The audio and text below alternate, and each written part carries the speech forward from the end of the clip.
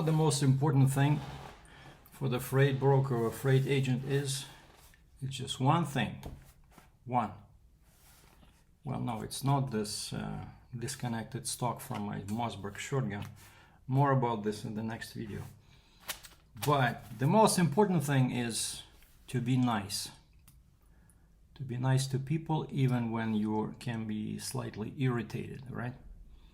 Now, I remember when I was a heavy haul carrier, what irritated me was when I got a load from a broker. Let's say I'm moving some kind of an excavator or wheel loader, right? And we're staying in touch. The guy says, well, I need daily updates, so I do that. I send him an email. But then I'm somewhere halfway towards my delivery point. All of a sudden my phone rings or I get an email. Hey, you have our excavator. And so the broker never told me that he gave my phone number to the final, to the contact at the delivery site. And so now this guy wants updates as well. Oh, so when do you think you're gonna be here? Can we get an ETA, And I said, I'm sending everything to my broker. And then, of course, you ask the broker, so trying to be nice again. You want me to include those guys on my daily updates that you requested? And sometimes they say yes, sometimes they say no, But that was irritating because sometimes you get this other party you have to deal with. And of course, I was being paid by the broker, right? So you don't have to be nice to people that don't pay you money, right? But I tried my best, trying to be polite, and explain to them the situation. And sometimes this gives you the benefit of maybe another load, when you're a carrier. And so now, after I sold my truck, sold my trailer, and became a freight broker, the most exciting part of my day is when somebody sends me a quote request, right? Because like I mentioned many times before, it's the same deal as with real estate agents and brokers. As a real estate agent, your first focus is houses or properties. You have to find a property to sell. So in my case, I have to find a machine or a piece of equipment to be shipped, right? And then I'm dealing with carriers, truckers, stuff like that. But load by itself, or machinery equipment in my case, my specialty, is the most important part. And it's not easy, it's difficult. And I remember first couple of weeks, when I just started this, I just went to machinerytrader.com and find dealers, and I started just emailing every dealer I could find, and I had a list like, okay, let's start maybe close to Ontario. So Ohio, Indiana, Illinois, and you can sort them by the state, right? You go to this Machinery Trader, and let's say you click Illinois, and it shows you, 300 companies, and there's the email. Well, they don't show the email address, but it says contact, and if you click on that, a form pops up and you can actually type a short message, right? And I was just basically introducing myself. Hey, former trucker working on focusing on machinery and equipment, especially the one that goes across the border between Canada and the States, kind of like, because this gives them that's extra expertise that I have, right? Because I'm used to crossing the border. Not all brokers know how to do this. And I would finish with, kind of like, we'll be happy to help you get trucks when you're ready to ship your equipment. And I probably sent out, 500-600 emails. And I think I got 2 replies, and both were to the effect of, no, we're okay for trucks. Out of like 600 emails. So that blunt email method does not work. And then this time, then of course, somehow you get a load. Like I got this load through my previous connections, right? The guy asked me for a quote request. I sent in the request. We started chatting now with the manager of that company who's actually, dealing with shipping and receiving. And now this is serious. And then finally the machine is ready to go. And that annoying thing happens again. So now I'm dealing with the customer, which is my customer, is my shipper, right? The guy that has the machine that's about to be shipped. And then all of a sudden my phone rings, and this guy says, hello, Sergei, got your phone number from, the shipper. we are, and it turns out he's the buyer. He's the company that bought this machine, but it ships to another place. Like, that's how complicated these things can get in freight brokers, right? So there's a freight broker, me, or freight agent. Now I have my customer or shipper, right? So this guy sold this machine to the buyer, right? The guy who called me. And then the buyer sold that machine to his customer. So now when we're shipping, and actually the buyer confirmed that this morning, the address. Now when we're shipping from the shipper to the final buyer of this machine who bought this from this big equipment dealer who called me, right? And so this equipment dealer calls me, and again, he's not my customer, he's not my client, he's the customer of my shipper, right? But he's the guy that he says he's been waiting for this machine since the end of October, and he's asking me why it's taking so long. And you know, I'm a nice guy usually, especially after I have a couple of cups of my herbal tea.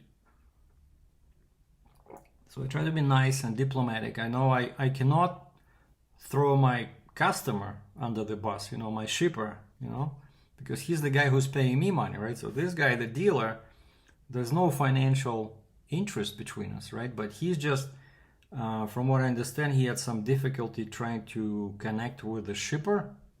Because, you know, the shipper busy. The customer, they're dealing with this machine. It's being refurbished. And so he found me, like the next victim, right? And okay, so basically, what can you tell us? Why is it taking over 2 months when we were promised this machine, you know, October 31st? And so he puts me in a very delicate situation, like I said, right? I don't want to say bad things about the shipper. You know, I'm trying to be nice and diplomatic. And then I explained to him the situation. I said, yeah, okay, I said, we have the carrier, but unfortunately the carrier was delayed due to some bad weather. So now we were supposed to load this yesterday, Wednesday, but now it's going to be next Monday or Tuesday, which of course the buyer, the company, they're not, you know, thrilled about that either. But anyway, so I wrote down his info and asked him for his email address. I said, if you want, we can stay in touch via email. I can send you some updates.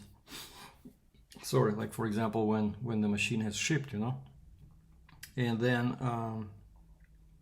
half an hour later, my phone rings. I look at the display. It's the same area code, basically where the machine is going. And now this is the gentleman from the same company that the guy before called me from. But now when I asked him, I said, so you work for this? And he says, I said, I just had a call from one of your colleagues. And he says, yeah, the same company, except he says, I'm 2 or 3 levels up. That's pretty much like a, you know, chairman of the board is now calling me. I'm like, holy moly. And so I guess he wanted to have my personal input. And again, we talk about this, you know, when the machine was delayed. And again, I'm in the delicate situation. Don't want to blame the shipper, you know, but I don't want to blame myself either because it's not my fault, right? So what do you say? But again, I'm trying to be nice and diplomatic. And then we end the conversation. And I send an email to the shipper about this. I said, I just had contact with what looks like your customers. And I said they wanted to know this and this and this, so that, you know, he's aware of what's going on here. And then this morning, I got an interesting, unexpected email from a gentleman I never talked to before. And the subject line was freight quote request. And then he says, good afternoon, Sergei. So and so at that equipment place, that 2 people I talked to about this big machine. So that chairman of the board from that place provided your contact information to help with the potential move of a machine. Could I please get a quote for potential move of, and then he describes the machine from where, and attaches the brochure for the machine. Very helpful. So I could quickly check all the dimensions, the weight, and the only thing that's missing is the date, because I know as soon as I start talking to some carriers, right, so everybody's busy, they're running around, let's say they're delivering a load, I don't know, in Saskatchewan, and let's say this load, let's say for the illustration purposes, is in Manitoba, right? So they want to know, okay, how do we coordinate this? Okay, we have a guy delivering in Saskatoon, Saskatchewan, and your load is in Winnipeg, for example. Like the date must work, right? Dates. When he delivers this load, maybe 1 or 2 days later, he can pick up in Winnipeg. So everybody wants to know, when is it shipping? Very important.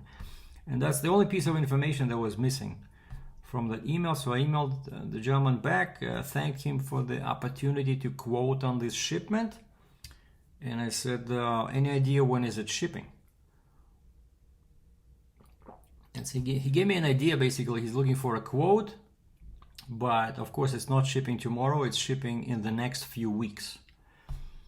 And so I lined up a few carriers, got the feel for the market. Now I know what the majority of carriers want in terms of money, and I build up my quote and send it to this potential customer. And he thanked me and he said, we'll be in touch when the machine is ready to go. So it looks like he liked my quote. And so how I got this, right? Just because I was nice to the 2 people from that equipment buyer company, right? That I never had any previous contact with them before, and yet I'm guessing they were okay with me explaining to them things, right? And so they referred this guy to me, and that's the best way how you start, how you develop this business. All these emails, phone calls, like, cold calls, they don't work. So because people want to talk to you, see, like they talk to me, okay, they got a feel for what kind of a person I am, and they referred me to this guy. And then if I do a good job, if he because many things can change in the next few weeks, but if he goes with me in the next few weeks and give me this load, and he likes the work that, let's say, the carrier I chose, the carrier does, then there's a chance he'll use me in the future and give me more loads and maybe refer me to other people, right? And it's kind of like when you throw a rock in the pond, right? You see these, rings going out. So the more loads I do, the more chances for me to get referrals and, other clients, other loads. And that's why also for a broker, it's super important. I don't want to let this guy down, again, because I said finding a load is the most difficult part in this job. And so I really appreciate every customer that asks me for a quote request, and I want him to use me in the future, right? And to do that, well, first of course, I have to be attentive, careful, take care of the details, make everything easy. But the other big part of this equation is the carrier, right? Because the temptation for a new broker is probably use the cheapest carrier, right? Because then you can make more money than, when you use a regular carrier, right? So, but you can always find some cheaper carrier. Just to give you an example, a guy called me on a previous load, like with a quote, and his number was very low. So at first I got really excited that I can make $1 million, and then my boss says, take a look at their website. And I look at their website, and even though this carrier is located in Canada, but pictures, like it's a trucking company, right? But pictures on the website are all generic trucks. There's no logos on the door. You don't see the company name. But worse, most of the trucks are European trucks, like those cab overs, and they only have 2 axles, right? One steer, one drive. The European trucks, they have one drive, but then most of their trailers are tridems with super singles again, right? And so they're totally different from American trucks. And half of his trucks are like that.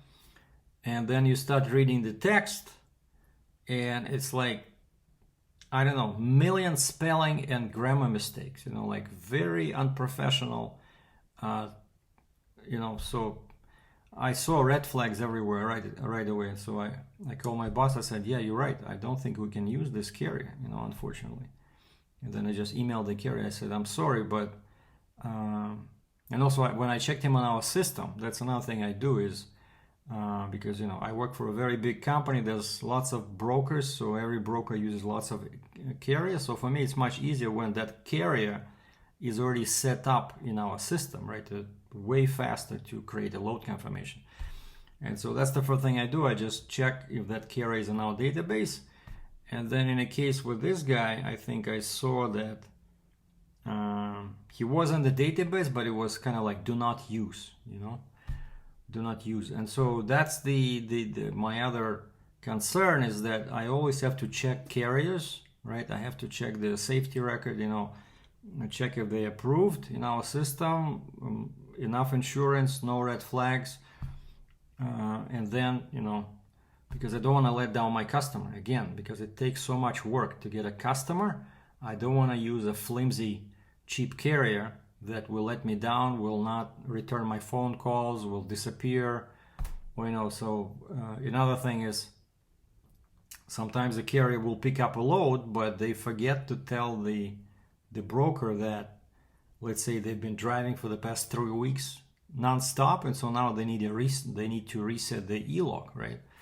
And so now the truck is shut down for 36 hours, and they don't tell you that. And so I remember when I was a carrier, and a broker would email me for a quote request. I always, you know, let's say they were saying must pick up before, you know, today's 12th.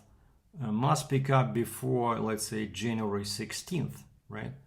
And I would say, hey, I cannot pick up before Monday, January 16th, but because I have to take, you know, e-log reset, but I can pick up, let's say, Tuesday. But you always tell them this, right? But some carriers just, they don't care about this. They pick up a load, whereas it clearly says on the load confirmation must pick up, let's say, January 16th, and then I email or call them on the next day for a status update, and the guy would say, hey, I'm in my home, I have to take 2 days off. So that, of course, definitely not good for me, and it's not good for the customer. And so that means that if you're a carrier and you're watching this, so if you're letting the broker down, you know, especially due to poor communication, that means that next time that customer that I hired you to move the load for, next time this customer say, hey, Sergei, yeah, well, last time we used him, the guy that his carrier was, you know, 1 week late, we couldn't get any updates, you know, so he's not going to use me again. So he's not going to give me another load. If he does not give me a load, I will not be able to give you a load, right? And so that's why it's like I started this video saying that the most important thing is to be nice, okay? Be nice to other people. Treat other people the way you want to be treated.